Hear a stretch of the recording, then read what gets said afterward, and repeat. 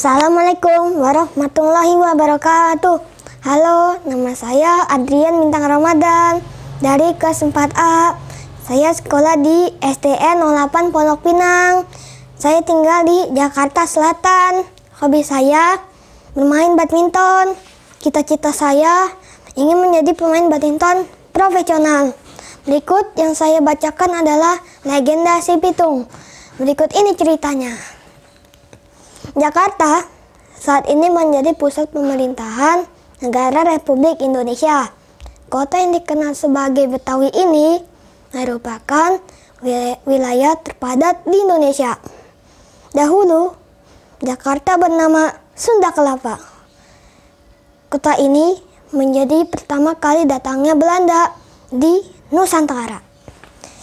Sehingga Jakarta memiliki banyak cerita sejarah yang berkaitan dengan perjuangan melawan penjajah. Salah satu cerita sejarah yang melegenda adalah Si Pitung. Si Pitung adalah salah satu pahlawan yang berani melawan penjajah. Berikut ini ceritanya. Si Pitung lahir di Rawabelong. Ayah Si Pitung bernama Abah Piun dan ibunya bernama Nyapina. Ketika Pitung lahir, Jakarta masih bernama Batavia dan sudah ratusan tahun dijajah oleh Belanda. Pitung tumbuh menjadi anak yang setiap hari menyaksikan kekejaman terhadap masyarakat Batavia. Ketika sudah tumbuh remaja, ayahnya berharap Si Pitung menjadi anak yang berbudi baik. Oleh sebab itu, ayahnya mengirim ke pondok pesantren Haji Naipin di Kemayoran. Selama di pondok pesantren, sehari-hari Si Pitung belajar mengaji. Haji Naipin dengan sabar mengajari Si Pitung. Si Pitung menjadi anak yang cerdas. Selain mengaji, Si Pitung belajar silat. Setelah beberapa tahun menjadi santri Haji Naipin, Si Pitung pulang ke kampung halamannya. Abah Haji, terima kasih sudah mendidik ayah di pesantren ini. Sekarang ayah mohon pamit untuk pulang. Pitung sudah menjadi kewajiban ayah membagi ilmu pada siapapun.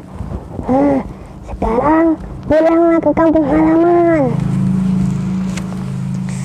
Sesampainya di rumah, Si Pitung disambut dengan makanan yang sangat enak. Maklum saja, sama menjadi santri, Si Pitung jarang memakan makanan yang enak. Kehidupan di pesantren memang selalu sederhana dan banyak prihatin agar para santri memiliki kepribadian yang kuat. Sama di rumah, Si Pitung rajin membantu babehnya mengembalakan kambing. Sedangkan babehnya berjualan buah-buahan di pasar Tanah Abang. Suatu hari, Si Pitung disuruh babehnya menjual kambing di pasar. Bang, babe lagi kurang enak. Lu jual 2 ekor kambing ke pasar Tanah Abang nih. Beres, be. Tapi ingat, jualnya jangan murah ya. Iya, be. Setelah kambing terjual di pasar Tanah Abang, Pitung langsung bergegas pulang. Tetapi di dalam perjalanan dicegat oleh preman. Hei, siapa lu? Nama ayah Pitung, bang. Rumah lu di mana? Di Tanah Abang, bang. Tanpa disadari Pitung, uang hasil jual kambing diambil oleh salah satu preman tanpa sepengetahuannya. Sesampainya di rumah, babe Si Pitung sudah menunggu. Assalamualaikum. Waalaikumsalam. Halo Tung, gimana hasil jual kambingnya?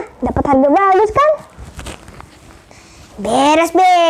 Ini duitnya. Si Pitung tiba-tiba kebingungan. Lu Kenapa begitu? waduh Be, kayaknya Ai kecopetan. Ntar Ai cari dulu pencopetnya.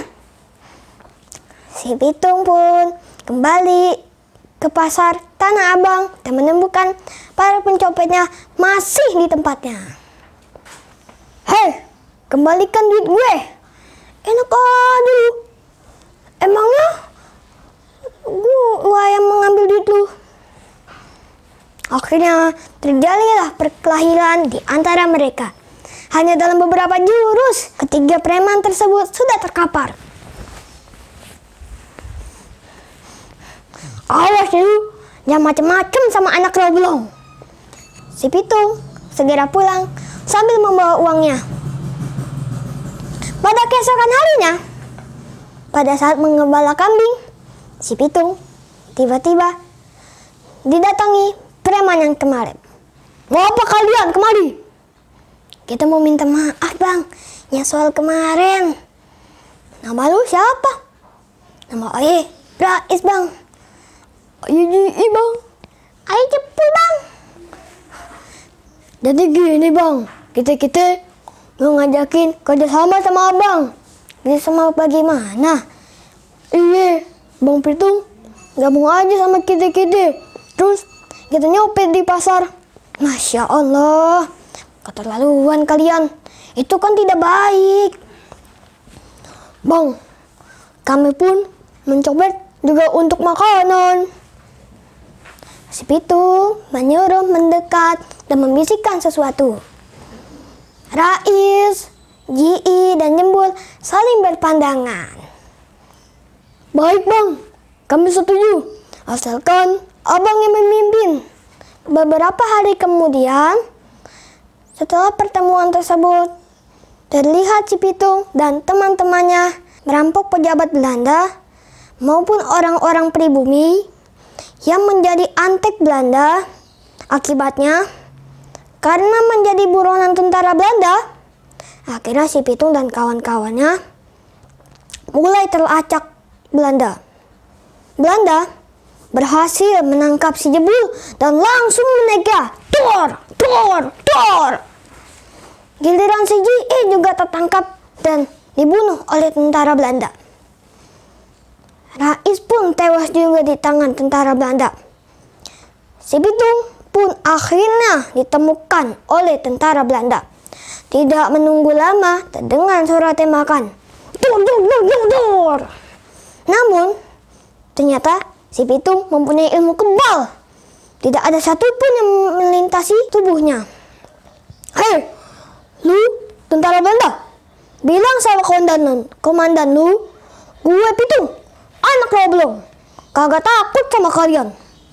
Bilang sama orang Belanda temen lu itu, selama mereka di sini, gue akan menjaga. Gue akan terus mengasih pelajaran kepada kalian. Kabar tentang si Pitung yang mempunyai ilmu kebal menjadi nyali tentara Belanda menjadi ciut.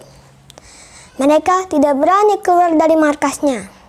Dan akhirnya ilmu kebal kelemahan si Pitung ketahuan. Seseorang yang menjadi antek Belanda membocorkan rahasia tersebut. Tentara Belanda segera menyiapkan senjata dengan peluru emas. Perjuangan si Pitung membela kaumnya berakhir sudah. Si Pitung tewas ditembak Belanda dengan peluru emas. Pesan moral dari cerita si Pitung adalah gunakan kelebihanmu untuk membantu orang lain. Dan gunakan dengan cara yang benar, saling menolong kaum yang lemah. Demikian cerita si Pitung. Ana akhiri. Wassalamualaikum warahmatullahi wabarakatuh. Sampai jumpa.